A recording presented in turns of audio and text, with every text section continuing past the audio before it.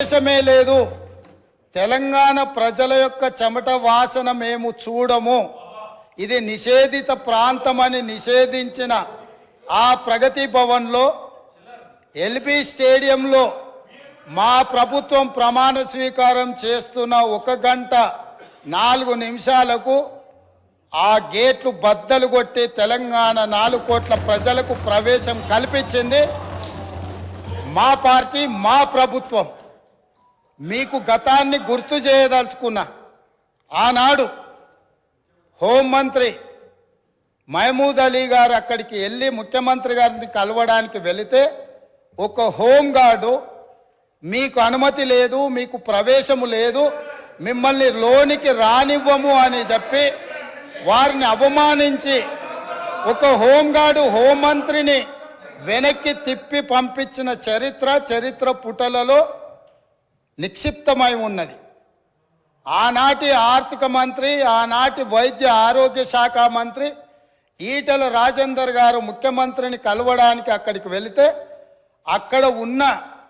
Police సిబ్బంది మీకు ప్రవేశము లేదు మిమ్మల్ని నిషేధించినము మీకు అర్హత లేదు మీకు ఆ స్థాయి లేదు అని చెప్పి ఈటెల రాజేందర్ గారిని ఆ ప్రగతి భవన్లకు ప్రవేశం లేదని తన సహచర మంత్రిని అవమానించి ఆ మంత్రే స్వయంగా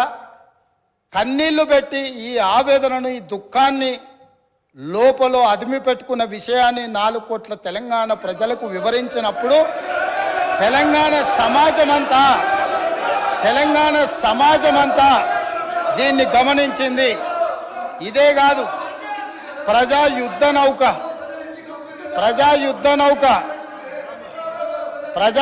నౌక గద్దరన్న 50 సంవత్సరాలు సుదీర్ఘంగా ఈ తెలంగాణ ప్రజల పక్షాన గలం విప్పి గజ్జగట్టి గొంగళేసుకొని తండాలలో గూడాలలో మారుమూల పల్లెల్లో ఈ దేశంలోనే 100 కోట్ల ప్రజలను ప్రభావితం చేయగలిగిన గద్దరన్న ఆనాటి ముఖ్యమంత్రి గారిని కలవడానికి ఆ ప్రగతి భవన్ గేట్ల ముందు ఎర్రటెండలో మండుతుంటే అక్కడ గంటల కొద్ది నిలబడితే ఈ తెలంగాణ యుద్ధ నౌక ఈ తెలంగాణ పోరాటానికి తెలంగాణ ప్రజల యొక్క ఆత్మగౌరవమైన గద్దరన్నకే ప్రవేశం లేని ప్రగతి భవన్లో ఇవాళ బద్దలు కొట్టి నా 4 కోట్ల తెలంగాణ ప్రజలు ఎప్పుడు కావాలన్నా ఎక్కడికి వెళ్ళాలన్నా ఆ ప్రగతి భవన్లు గేట్లను ఇనుప కంచెల్ని బద్దలు కొట్టిన ప్రభుత్వం మా ప్రభుత్వం ప్రజలెన్నుకున్న ప్రభుత్వం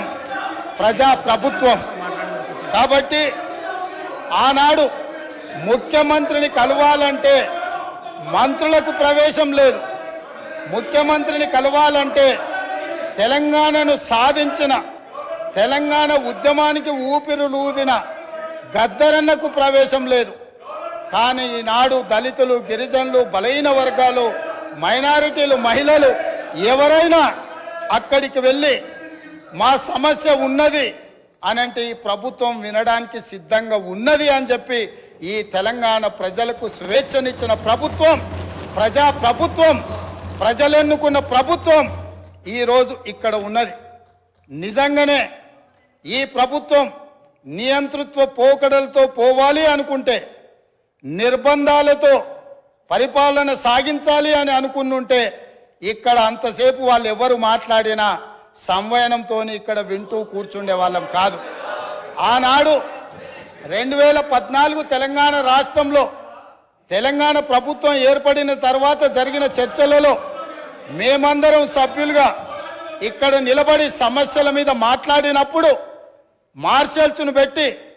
గొర్రెలను ఈడ్చినట్టు ఈడ్చి బజార్లో పడేసి ప్రజాస్వామ్యాన్ని కూని ఇక్కడనే చేసిన వాళ్ళు ఇవాళ అక్కడ కూర్చున్నారు వాళ్ళలాగా మేము కాదు ఇదే కాదు గవర్నర్ గారి ప్రసంగంలో ఆనాడు ప్రజలకు వాళ్ళు ఇచ్చిన హామీలు ఈ మంత్రివర్గం తీర్మానం ద్వారా గవర్నర్ గారి ప్రసంగంలో పెట్టలేదు అని పెడితే బాగుంటుందని చర్చించడానికి నిలబడ్డ ఆనాటి నా సహచర శాసనసభ్యులు కోమటిరెడ్డి వెంకటరెడ్డి గారిని సంపత్ కుమార్ను శాసనసభ సభ్యత్వాన్ని రద్దు చేసి నిరంకుశ నియంతృత్వ పోకడలతోని నిర్ణయాలు తీసుకున్న వాళ్ళు శాసనసభలో గవర్నర్ రంగరాజన్ గారు ఇక్కడ ఉన్నప్పుడు ఆనాటి శాసనసభ్యులు చేసిన గందరగోళంలో 10% కూడా కోమటిరెడ్డి వెంకటరెడ్డి గారు సంపత్ కుమార్ గారు చెయ్యలే. కూర్చున్న సీట్ల నుంచి లేచి నిలబడి నిరసన తెలిపినందుకు నిరంకుశత్వంగా 2 శాసనసభ సభ్యత్వాలు రద్దు చేసిన చీకటి రోజులు ఇక్కడనే జరిగినాయి. ఈ సంఘటనలు చరిత్ర మర్చిపోదు. ఈ సంఘటన తెలంగాణ శాసనసభ చరిత్రలో శాశ్వతంగా ఉంటుంది. ఆ సంగతిని కూడా నా మిత్రులకు నేను గుర్తు చేయదలుచుకున్నా. అదేవిధంగా అధ్యక్ష, ఈరోజు ఎన్నికల సమయంలో మేము ఏమి హామీలు ఇచ్చినామో ప్రభుత్వం ఏర్పడిన మొదటి రోజే మొట్టమొదటి మంత్రివర్గ సమావేశాన్ని ఏర్పాటు చేసి 6 గ్యారంటీలను చట్టబద్ధత మంత్రివర్గంలో కల్పించి ఈరోజు ఇదే సమస్య మేనేజ్మెంట్ కోటాలు వస్తే అధ్యక్ష ఈ ప్రాబ్లమ్స్ ఉంటాయి. మేనేజ్మెంట్ కోటాలు వస్తే ఈ ప్రాబ్లం ఉంటుంది. మంత్రివర్గంలో పాలసీలను ఆమోదించుకొని చట్టాలు చేసేది చట్టసభలో చేస్తారు. చట్టాలు మంత్రివర్గంలో చేయరు అధ్యక్ష. చట్టం ఎక్కడ జరుగుతుంది? శాసనసభలో జరుగుతుంది. కాబట్టి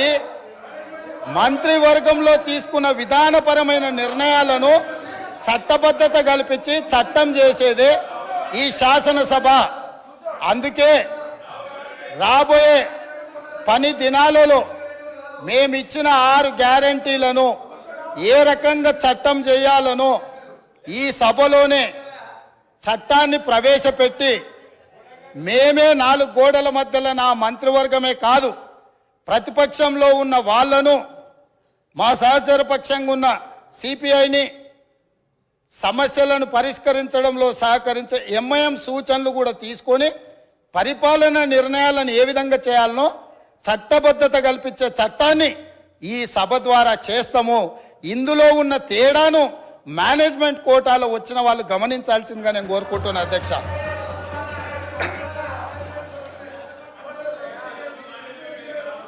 అదేవిధంగా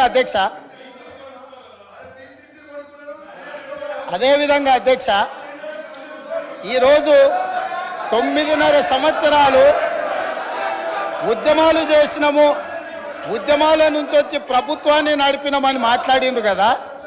ఉద్యమాల నుంచి వచ్చిన పార్టీ ప్రభుత్వాన్ని ఏర్పాటు చేస్తే